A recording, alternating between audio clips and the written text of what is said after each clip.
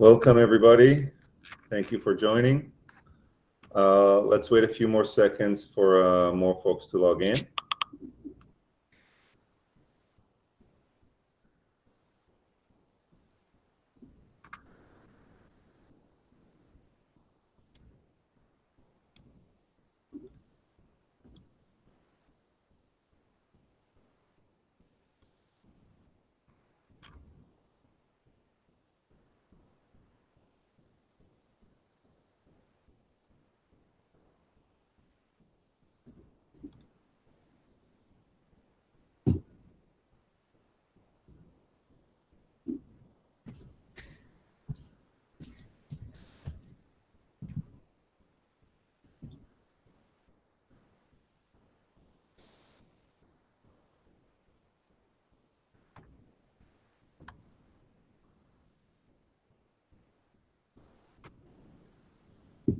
So thank you for joining us today. My name is Ariel. I'm a director of product marketing here at RavenDB, and I'll be moderating our session today. And we're going to try to address a pretty big question in this session, which is where should AI agents actually live? We'll see why AI agents are so much more powerful when they actually run close to your data, actually right in the database layer. And we're also going to look at why agents matter and how they extend your current LLMs, why current orchestrators make deployment so hard and complex, and how within RavenDB and within the database, this whole process becomes just much more simpler and faster and actually safer as well. So just a few housekeeping points before we kick off. Drop any questions you want in the Q&A box at any time. We'll save time later on to answer them live. We'll also be running some polls throughout the session. So we would love you to engage with them, and we want to see your answer. It's a great way to see where you stand compared to peers, etc. And actually, before I introduce Oren, I'd like to already kick in the first poll. And that should be on the screen right now. Please take a few moments to plug in your votes.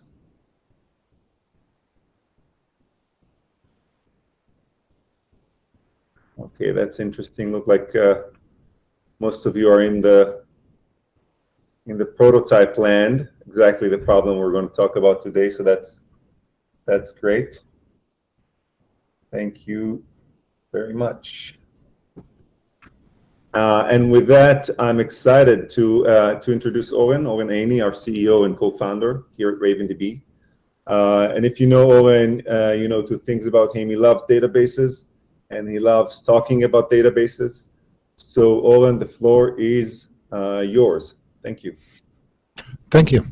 And welcome, everyone. I'm really happy to have everyone here. And today I'm going to be talking about AI agents. And the AI agents are the end result of more than a year of work by RavenDB to actually get a RAI story done properly. And I think that one of the key aspects that I want to talk about before we get to the actual technical details is this notion of a story that we want to tell. Because what we are actually talking about here is this idea of why do we even have to have AI in the database? Why is that even relevant? And the answer to that is actually quite simple. Because if you don't have it in the database, you have to have it in your code, and then you have to deal with a huge amount of complexity. So how do I actually take my data and use that for AI? Well, I have to have embedding and vector search. I want to be able to apply AI to my data, and in order to do that, I have to actually do that in a reasonable fashion, etc. So I want to walk you through how it feels like to actually see that. And just to verify, you should be able to see my screen. At least that's what it says so. And this is where we're at. This is how I feel like whenever people talk to me about, oh, I want to use AI. And this is not a big robot. This is the the little kid that is looking and go, wow, and has no idea what's going on. So let's talk about what it actually means. And it starts from the simplest level. So what we have here is this thing. So I'm going to query for Italian food and want to find that. So in order to do that, I can go here and I have two sample databases here. And this is the standard sample database. I'm going to run this pretty simple query. And you can see that I'm doing here is my query. And here I'm using vector search. And I'm also, basic what I'm asking, I want to use embedding on the text of the name, this guy, and to find how closely it matches the Italian food. And here is mozzarella and ravioli and gumbo mix, which I wouldn't actually consider to be Italian food, but let's go with that. Something that is really important here is that those are 4 lines of code, those guys here. It doesn't look really that impressive until you realize what actually happened behind the scenes.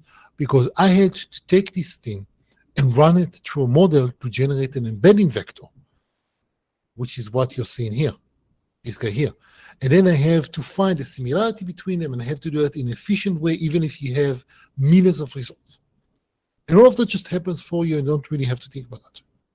Now, there is a small problem here. We are using a very simple embedding model. So this is called BG Micro, and this is pretty simple. And it does the work, but it's not really that useful. So RavenDB also supports the ability to call out to other models. In this case, we're going to run this query. And please notice that here I have mozzarella, ravioli, and gumbo mix. And I'm going to use this thing, this query. And now I'm using, and we'll shortly see what's happening here. Right now, you can assume that this is using the OpenAI embeddings. This is using text embedding small tree or something like that. And we have mozzarella, ravioli, and gnocchi, all 3 of which are much closer to saying, oh, this is an Italian food. So that's awesome. And again, from my perspective, very little work that I had to do. I can go here and look at what I actually had here. This is the OpenAI connection string. I'm using that for embedding. And in this case, you can see that I'm using text embedding tree small. And I'm also using this, I'm using this embedding generation task that is going to run over the products and using and the name property. And it's going to generate the appropriate embedding for that from all of my details. We can actually see it here as here are the embeddings for product number 76, sorry. And now I'm going to go here, for example, and instead of Outback Lager, I'm going to say Margarita Pizza. And something really interesting is going to happen now when I'm going to start querying. I can see that here I have Margarita Pizza. So the product embedding that I generated here, that I did here, product names here, actually went and regenerated the embedding for me. So RavenDB is really smart. They know when you need to actually regenerate embedding, and it cached them as necessary and a whole bunch of other stuff that are just working for you. If you're really interested in these sort of details, I have a full-on webinar just on this feature. But this is not where we're at. This is just getting to the part where I actually tell the story. Because the next thing that we want to do is talk about generative AI. I want to show you some of the actual physical products that I have in this sample dataset. And I don't even know what any of those means. But I can use AI to find out. So let's see here. Here are some of my products. And I'm certain this is tartar something. And I have no idea what this is about. So let's use AI for that. And what I'm going to do, I'm going to generate a new AI task, translate products. And now I'm going to have to create a chat using OpenAI. I'm going to use GPT-4.1 Mini. This is the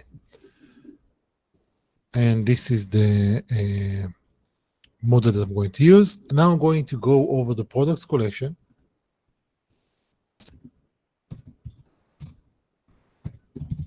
And expose the name field. And here is this thing. So what this does is I'm saying, okay, I want you to run over the product collection and expose something out of that. In this case, I'm exposing just the name, and I call that, yeah, it's gen, not get. Here we go. So I'm calling this, and now I'm going to say your task with translating product catalog names. Okay, so this is the prompt that you sent to the model, and here I'm telling it how do I want the data to look like. So French translation of the product name, and I can do that in Spanish.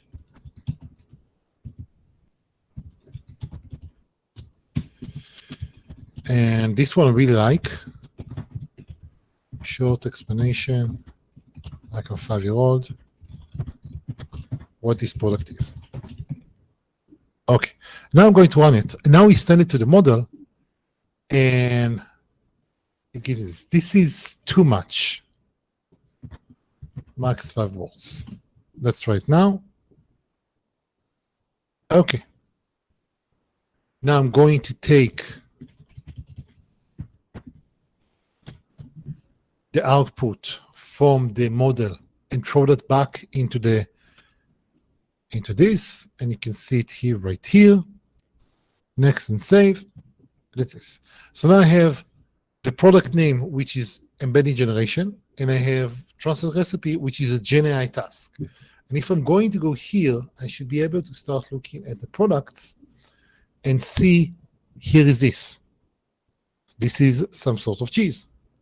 And let's see something that is nastier. Okay. And now, what have I just done?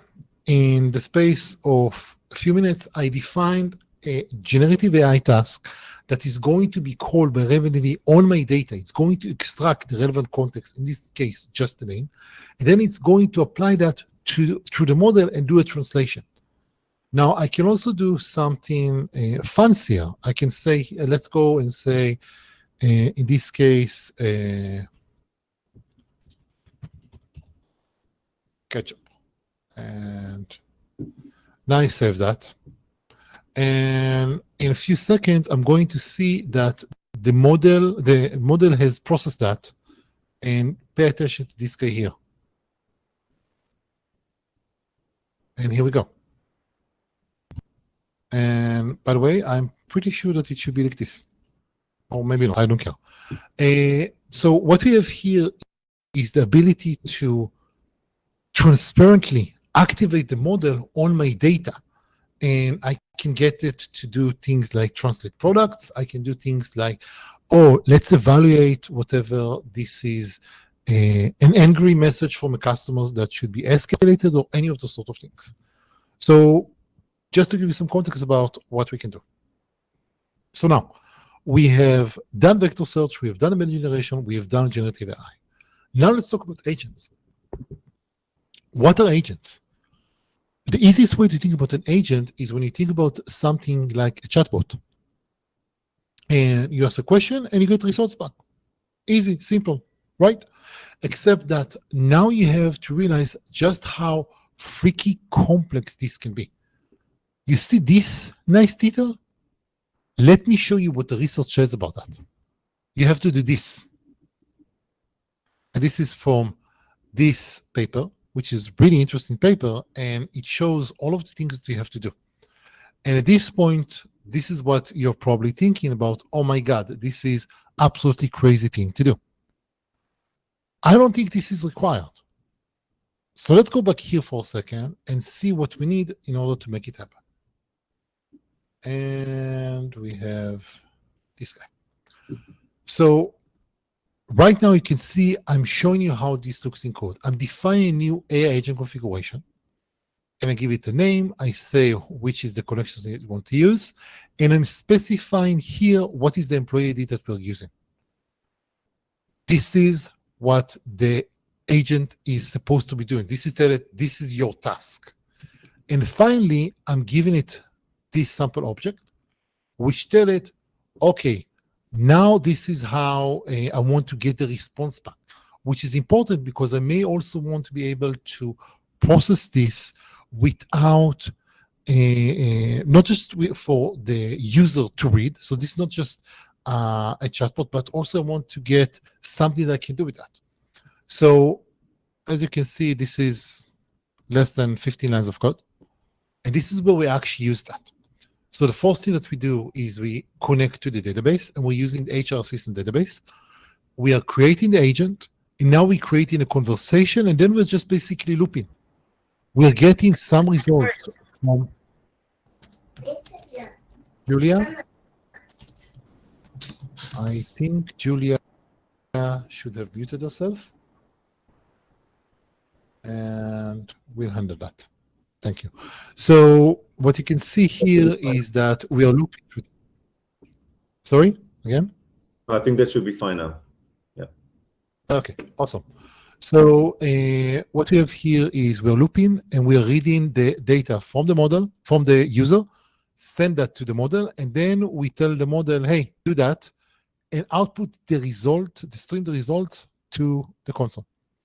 And that's about it. What I'm going to do now, I'm going to run it. And if you have any suggestions for what sorts of questions do I have to do, can I ask the model, it will be really interesting. Before we do that, and while we are doing that, by the way, throw that in the chat or the Q&A, what question should I ask the model? Let's look at what the database looks like. And what we have here is the HR system database. We have things like employees, and here is John Dev. And we have things like vacation requests, HR issues, and if we look at John Dev, you can see that he has some overtime issues that we have to deal with. And we also have, what else? Pay stub, HR policies, a whole bunch of other stuff like that. So interesting details that you can ask. What I'm going to do, I'm going to switch back here and ask the simplest question that I can say. What is my full name? And the model is going to think about it, and it's going to hallucinate. It's not John Smith. Let's see. Employee is John. Here we go. It's very clearly John Dev, not Smith. You can ask, why John Smith? Where did you get this info? And the answer is that it's going to hallucinate that. Okay? Notice this is really important. Okay? That's a big problem. So basically, by the way, it's actually really surprising that it hallucinates, and it is very clearly saying that it just said that. So let's see why this is the case. We defined an AI agent, and you can see it here. This is inside the studio. This is what it can do. Here is the prompt. Here is the format that we have. Here is the parameters. But there's actually a lot more actions that I can do here. Let's go here and add that. What we're going to do now is actually add a way for the model to understand us. And this is what this looks like. What I'm doing right now, I'm adding a query that the model can call. And this query is going to get the employee info. And this is something that you should already be familiar with. This is just a standard RavenDB query. So let's do this again. What we're going to do now, we're going to ask the same question. What is my full name? It's going to think about that. And it's going to say this. Oh, wow. Now it says John Dev. Why? Because now it has access to my internal employee database. Okay. But you know what? Let's see what we can do about that. Here is employees. And now I'm going to ask about Sarah.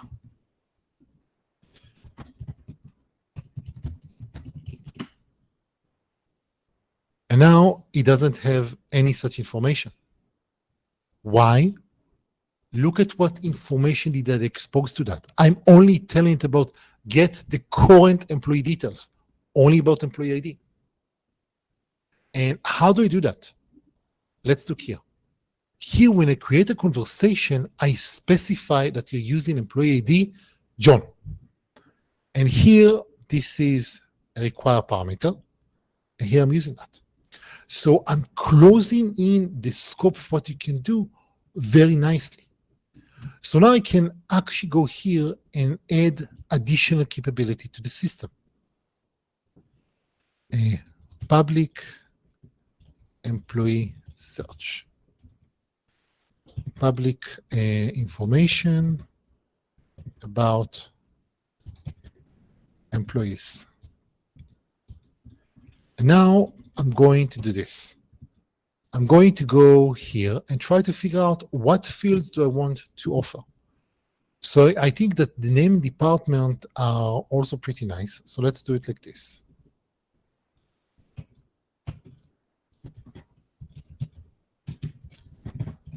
From employees, well,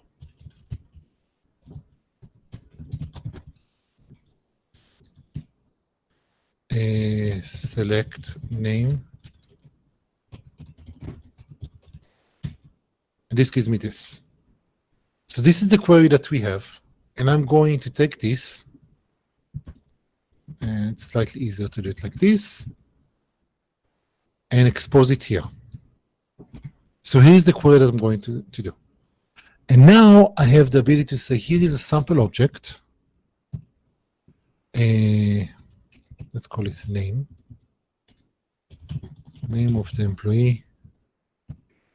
And this should probably be like this.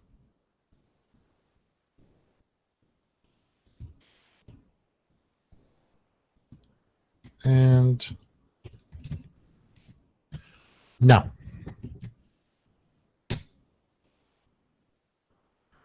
so now I have two things that I can ask the model, and now it doesn't like me. Yes, I'm sorry. Here we go. So here we have a problem because I actually have a typo here. So let's try it again. And now I have two types of questions that I can ask. So what can you tell me about Sarah? And here we go. So I want you to take a minute and understand what we just did here. We are actually giving the model a lot of really interesting abilities. Here is the search on the public information. Here is the search on my information. This is something that the model controls. This is something that was provided by the model. So this is all nice and good, but let's see how it works behind the scenes. So here we have the AI agent, and you can see the capability that we give it. And we can actually see that we have some conversations here. We can actually track it down in a chat-like manner and actually see what's going on behind the scenes. So here is the model asking a question and getting the results. We can actually go here and see another question.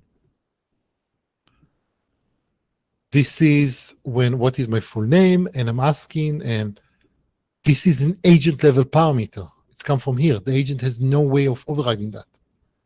Here are the full details on the user, on the employee, whatever, including things like how many vacation days they have, etc. And you can answer those. And now this is the old one, and we didn't have this capability, and everything works. So what we have here, and this is something that I want to emphasize, this is a huge, important capability. You have the ability to selectively allow the model to query your database. You can do that safely because This property limits what you can do, and this is a property that the model cannot control. You can also ask it, give me some details and search based on those, and this will work. That is quite amazing if you think about it. There was very little code that I had to write to actually make it happen. Now, we can actually go deeper and see that, okay, I actually have this implemented. How many vacation days do I have left? It will answer me that. Okay, it's thinking, and I need to have that. Here's the answers. And again, I can go back here and look at the conversation. This case, I'm continuing the conversation that we had before. Here it started with Sarah. Now here's my vacation days. And now we're able to provide that information. Now, what happened if I want to do more? This is it. The entire team, the entire agent definition, the entire code that I have to write. So the whole thing is about 60 lines of code. And now I have something really interesting to do with this. Now, let's go to the next stage. Because now we have this. So we now have employee details. Let's talk about how do I do payroll. I want to ask questions about payroll. How do I do that? All I have to do is write the appropriate query. Here is the appropriate query.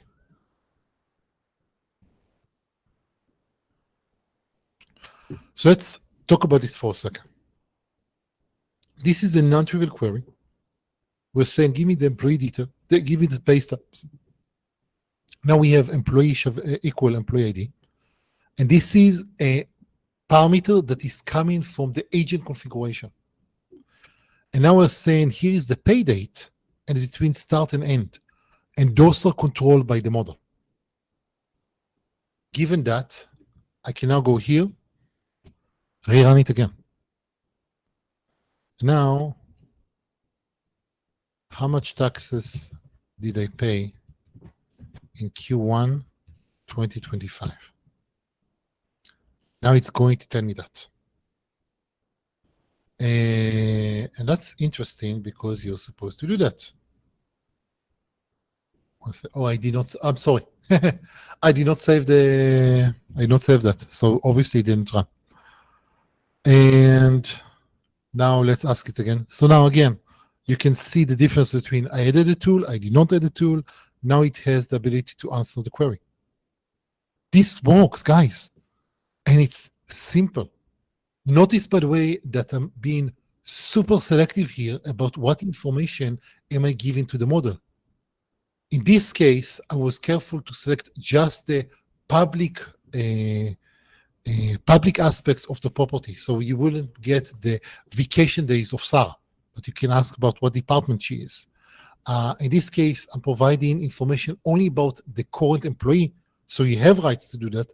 But in this case, I may not want to send that information to the model because I don't trust it. I don't want to be trained about my, my bank details, etc. So I'm limiting what it can do. Okay. And going back here.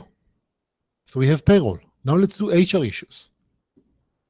HR issues are something that is super fun to do because of something that is really, really interesting. Let's look here. Now adding HR issues. I want you to look at the query.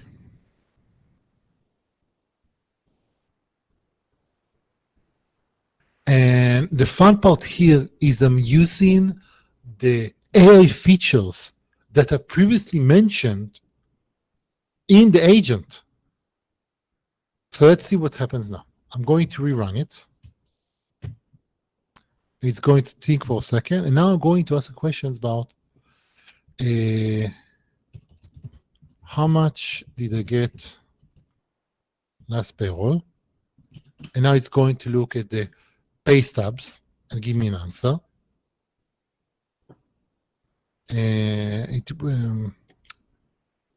So the issue here is that it doesn't know when. Let's actually see what it did behind the scene. This is actually really important because one of the things that we have to do with agent and model is try to figure out how this works. So this is what it did. It effectively randomly stated that this is the time that we have. And the reason for that is that I didn't tell it what is the current time. So let's do that again. Now we're going to fix it.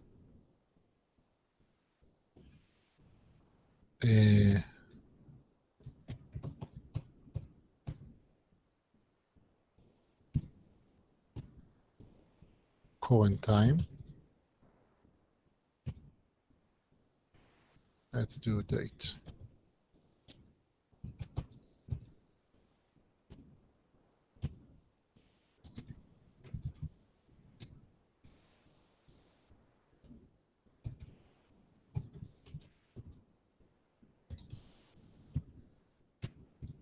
Good. So this is what I have now. Now I'm going to run it again and let's see what happens. Something that we have to understand, a lot of time when we use something like ChatGPT or stuff like that, there is a lot that happens behind the scene. And this is how you deal with that. So the model doesn't have any information about the current time or anything like that. So let's see what it did now. Now we provided it with the current date as well. And I should have saved that as well, but let me try it again. And now I'm running it. Like it might be a good chance for me to burst in and kind of quickly check in with the room. So I'm going to be launching another very quick poll for you guys. I'll be happy if you engage again and answer those questions. Here it is right now.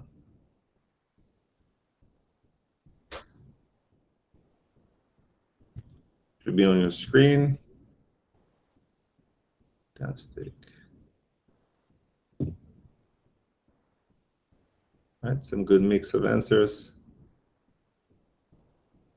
Give it another 5 seconds for people to kind of realize there's a poll in there. Yeah, please answer the poll.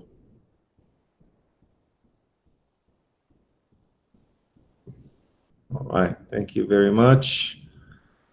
Hiding myself again. The floor is yours, Oren. Yeah. So as you can see, now we have the current date, and now it is giving me completely random thing. It doesn't know how to deal with that. I may have to narrow things down for it or try something else. But in this case, I can say in, let's say, April. Now it's going to think about it, and let's see what it does. What is the current here? That is interesting. It should give me the right one. Okay. So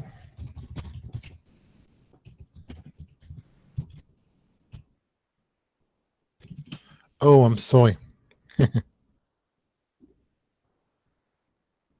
Okay, so I think that the issue here is that I need, and I want to provide this as well.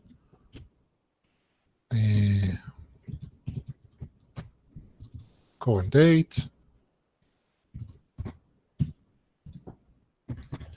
Is that a reference point in time?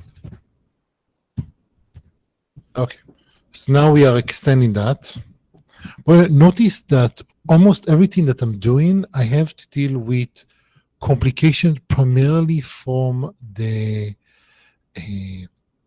way that we provide data to the model. Okay, so now that I actually told it, hey, here's the current date, blah, blah, blah, it could not find anything. And we can actually see that. Again, I don't know if you have any appreciation how good this is, that this actually works, that I'm able to debug and understand an entire interaction between the model and my code. And try June, July.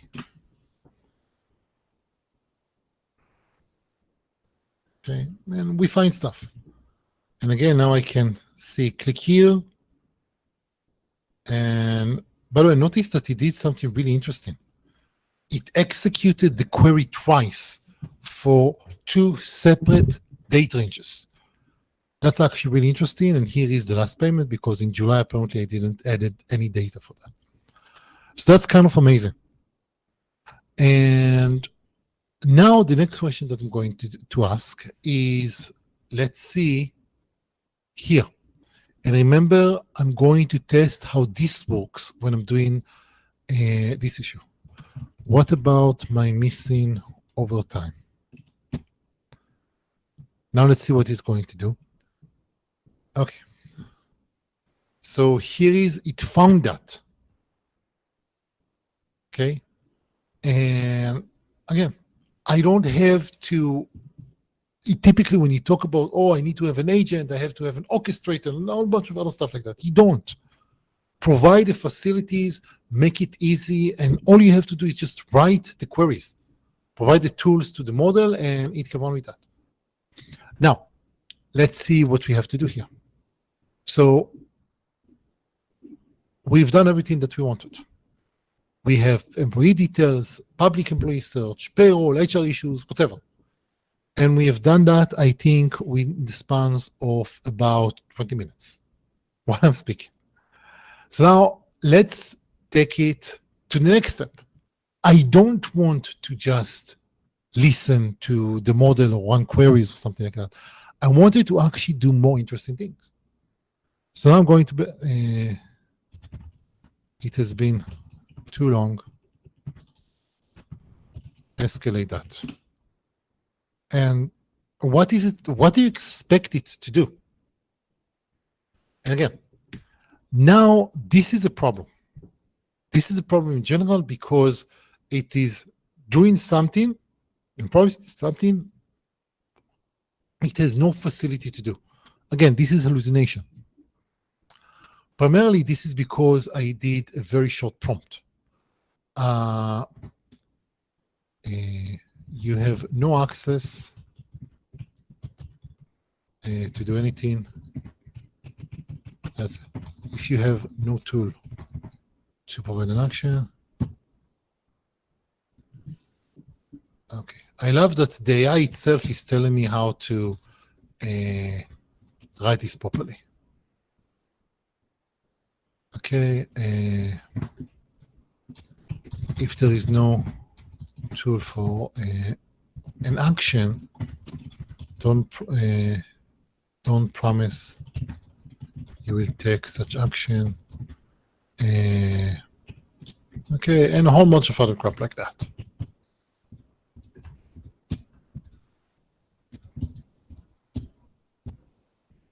Okay, so here we go. And typically for something like that, you have a pretty big prompt that explain what you do in details. For example, I have this prompt here that does this. Okay. And this is the key from my perspective. And now, information on employees. Okay, so now I'm going to run this. And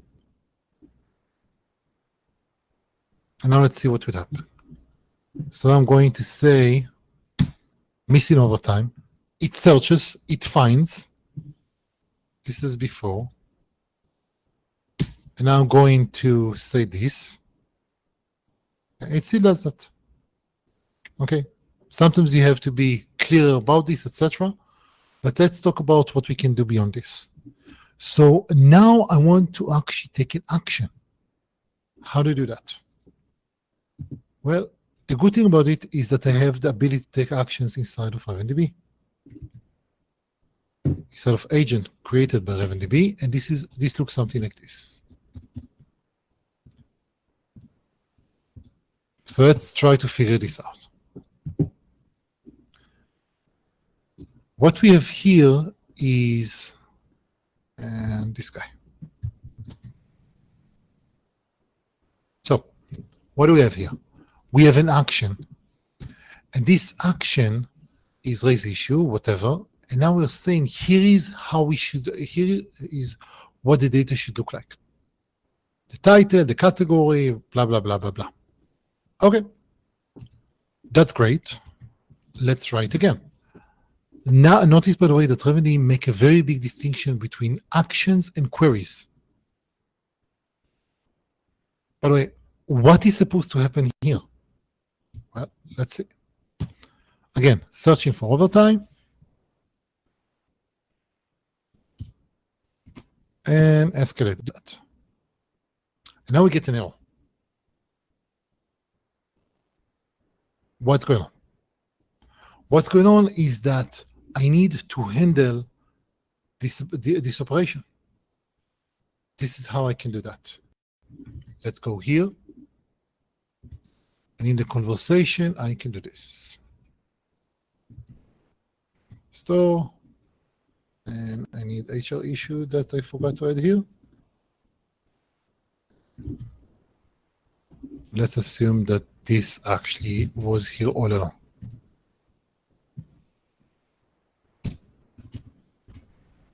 And this would be because this is hard coded, blah, blah, blah.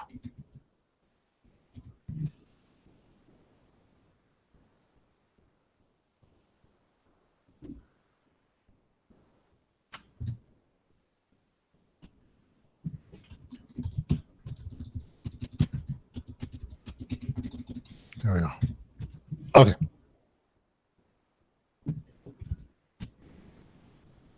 So now I define this handler. This will be called by the model itself. Now let's run this.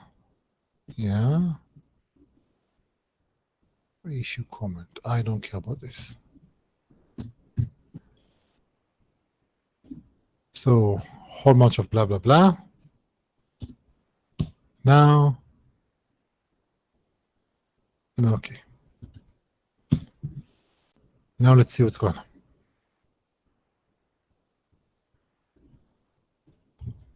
Now I can go here and look at the HR issues. And this was created effectively by the model based on this chat conversation that I had here. And I want you to pay attention to how simple this entire thing is. I'm accepting this raise issue. I'm getting these properties, and I'm just writing the code. And what is this about? Let's look at the actual conversation. So I ask this, it run defined issues, find this particular issue. Now we have a raise issue tool, and this is what we send to our code. Yeah, you see this? This is the reply that we got. This is actually super important because that means that we don't really need to think about it. My code just return a value, and we're done. I just expose a new capability to the system. Now, this has huge impact on the way that you build system. Because think about it. I didn't do anything that gave the model any sort of power. Just in this very short webinar, we have seen the model hallucinate very badly. Now, to be fair, I'm using the mini edition, etc., but it went off script basically several times, and that's not fun. So I don't trust the model. It's still super useful, and I still want to make use of that, but I don't trust it. So the entire design of the AI agents inside of RavenDB is coming from a point of view is that the model is useful third party, but it's not a trusted third party. What do I mean by that? So you saw that I can choose what model I want to use, including Ollama or any of the DeepSeek, DeepSeek, Perplexity, Gemini, whatever I can use and start working. But I can also run it on my own hardware. I can run on the cloud hardware, etc. I can very selectively expose what I want using those queries. That tells me exactly, or you can only see this employee information. You can search for those fields on any other user, on any other employee, and here the stuff that you do. Then you have scope access to the data. This notion of employee ID, which is defined at the highest level of the agent.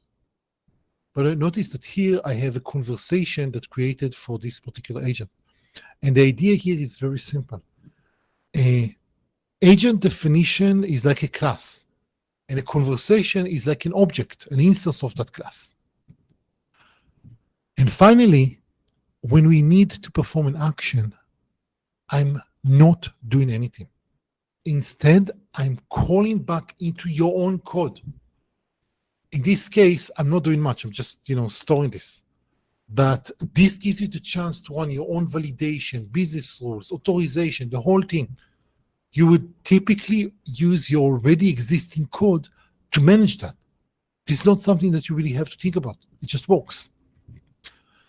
And the whole idea here, and this is something that is really important, is that you don't start with, let's spend 6 months trying to figure out how do we move our data to a vector database, and then what sort of integration do we have to write, and how do we manage everything. You start very small. I have an agent. I expose a single query to that, and then I make it richer and richer over time, adding one ability. So I have this constant feedback cycle that I'm working on. And at the end of the day, you get to agents that can do a lot of stuff, that are really sophisticated, not because you spent months or years on making it work and you have multi-models that are talking to each other and meeting of experts and all much other stuff like that. No, because you're using the model as basically a router for saying, okay, here are the capabilities that I give you, control, safe, etc. And now you get to apply them based on the user information. It's actually, people are always chasing the state of the art. I want to have the newest model, the best stuff, etc., etc. I think this is a mistake in a business context, because if I want to build something like an HR assistant in my system, I do not want it to be smart. I want it to be reliable, predictable. I want to know that it's doing the right thing at all times. In that case, choosing a medium model, a mini model, whatever, that can do things and won't, go off script or try to do things is a lot easier. It makes things a lot more predictable. So I also want to talk about everything that I didn't have to write. If you're talking about being an AI agent, you might be familiar with, I have to have memory, I have to have history, I have to be able to use RAG, I have to be able to execute tool actions, whatever. All of that has been here. You just didn't see that. Here is a good example. This is the memory of a chat. I want you to notice that this has been using 4,000 tokens. And this is blah, blah, blah. Now, what happens if I talk, each time that I talk to the model, I actually have to submit to it the entire history of my conversation so it knows what I talked about. Think about it like if you're using WhatsApp, every time you send a message, you have to scroll to the beginning of the chat in order to understand what happened each and every time.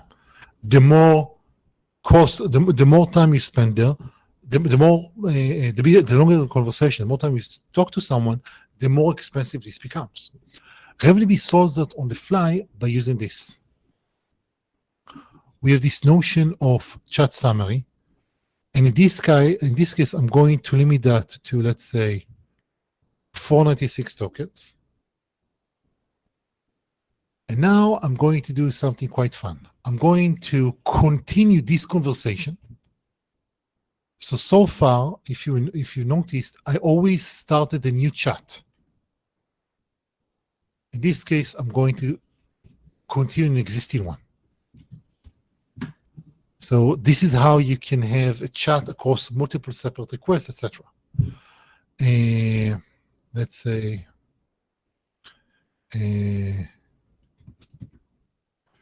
what is my vacation status? And now it thinks about it, and now it's giving me an answer. But what happens here is a lot more interesting.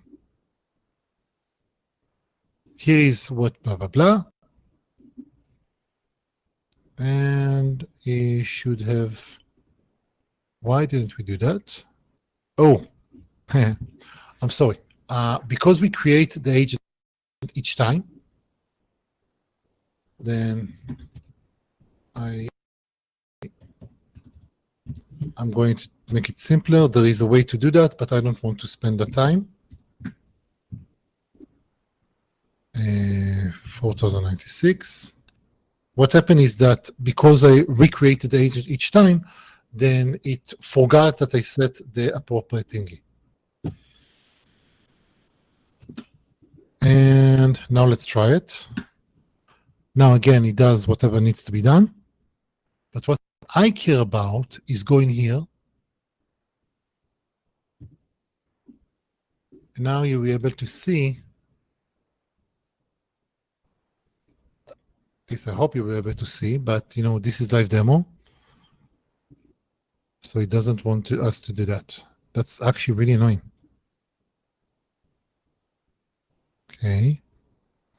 Okay, so for some reason it doesn't do that, but what it was supposed to do, let's do it. Let's try to do it very small. Now I'm going to try to do it from here.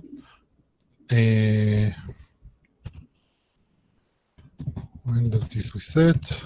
I don't actually care about the answer. By the way, this is another capability. You can actually continue the conversation in here. This is actually quite nice and easy. And now it actually triggered that. And we can actually see it here that this is a summary. So the entire conversation that we just had, we threw that away. And this is the summary that we actually care about. And you can see all of these items. So the whole idea is that once you hit certain weight of the conversation, we summarize that and continue on. You don't have to think about that. Other aspects that you don't have to think about is how to operate that at scale. I'm using I'm running many conversation, everything just works. RavenDB takes care of all of that. And this works. This works, and it's really, really nice. Before I go to the end, I want to talk about one last thing. Here I have a blog post that I recently posted, and this is an example of using RavenDB agents in order to do something much more interesting, not just as a chatbot, but here you can see I'm asking it to re-rank based on the parameters that it gets. So it is going to say, no, so where is that? Yeah. So you execute the query, you get some question from the user, and then you're filtering the results back. So I'm going to throw this in the show notes afterward, and we're able to see that. But the whole idea is that now you have the capability in your code to do stuff that used to be super complicated. I have to do re-ranking result and something. Okay, let's open the math book and spend 6 months burning the midnight oil trying to get a PhD in AI and machine learning. Doesn't make sense. Okay, So I hope that you enjoyed this webinar. If you have any questions, I would love to hear them. While you're typing, I think that Ariel has something to say. Yeah, actually, I have a couple more polls for you guys, but I do want to take that moment to let the audience plug in their questions. I think there was first of all, thank you, Owen. It was great. I think there's a lot to take in, but do drop your questions right now at the chat below, and we'll try to take them all one by one.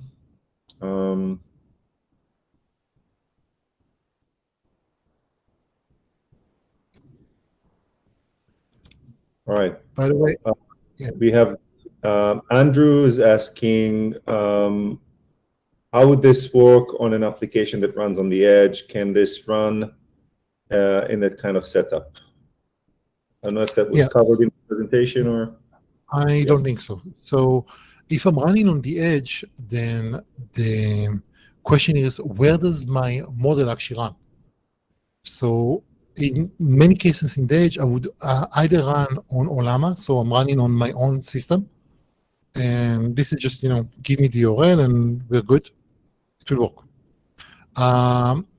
Or I can use a cloud version and run with that.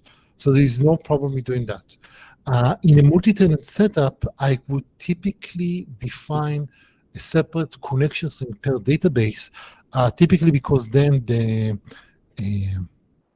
my users are providing me with what API key do I want to use, so I can charge them and versus their billing and not just apply that generally. But to the high-level question, you can very easily run it in the edge, and it gives you really good results there. Even if you're using, frontier model or something like that, that is not too big. Fantastic. We have one more question.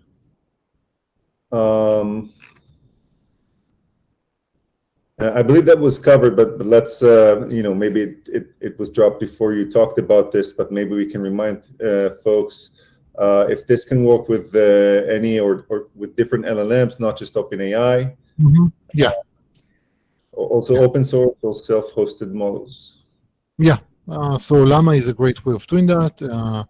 There's also support for anything that uses the OpenAI API, which is basically everything. So that's that.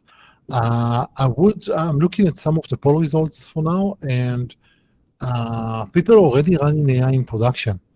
And I would love to know, if you're running AI in production, how do you do that? Are you using RavenDB capabilities? Are you doing stuff that is with other systems? If so, what are the primary challenges and how things that you encounter when doing that?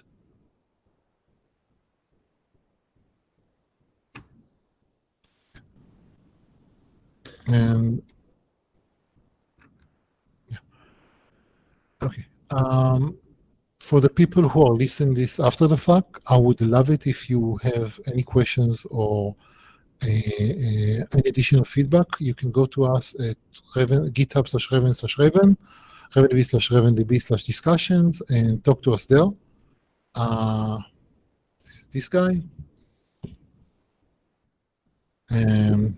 Talk to us. We'd love to talk to you. We also have a Discord, and that will be in the show notes. I think that's it. All right. Before we wrap, I'd like to run a couple more last polls. So first one is going to be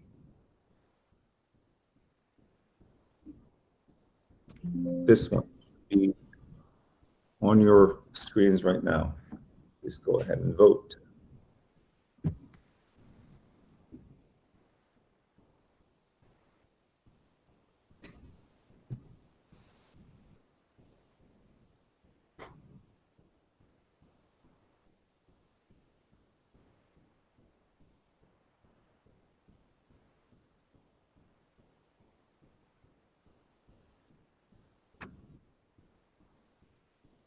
Fantastic. Thank you. I'll give you one more second because you'll see people are voting there. Brilliant. Thank you so much.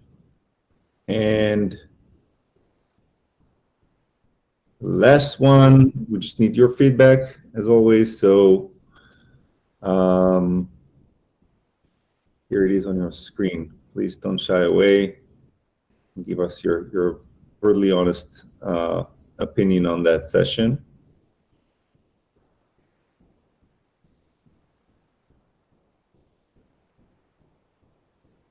Okay, that's flattering. Thank you so much. Yeah. I'll give you a few more seconds to place your votes. Wow, Owen, you've done a great job. Thank you. We're really glad that you've joined, and that's basically it from us today. Thank you so much for your time and for joining. Owen, you want to say a couple of closing words? No, I'm just, we spend a lot of time and effort on the AI features. I think we have a really good story for how you can actually use that without going insane.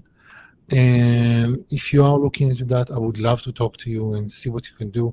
I think that the amount of stuff that you have, like the using the agent for ranking, is stuff that is not necessarily obvious until you actually run into that. And there's so much that you can do that is really, really exciting. Yeah, absolutely. So that would be all. Thank you all for being here with us today. Keep an eye out for the recordings and the resources and the other stuff that we're going to send you really soon. And until next time, have a great day or evening wherever you are. Thank you so much.